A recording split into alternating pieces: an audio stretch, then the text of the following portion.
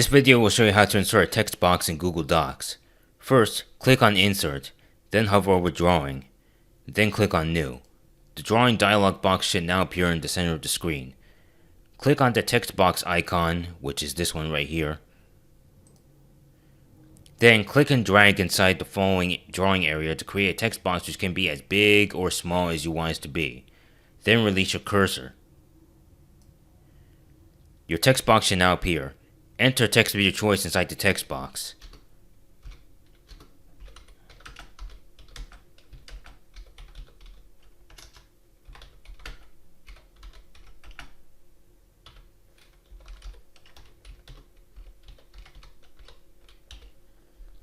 When you are finished, click Save and Close. Your text box should now be in your document. Congratulations! You have now successfully inserted a text box into Google Docs.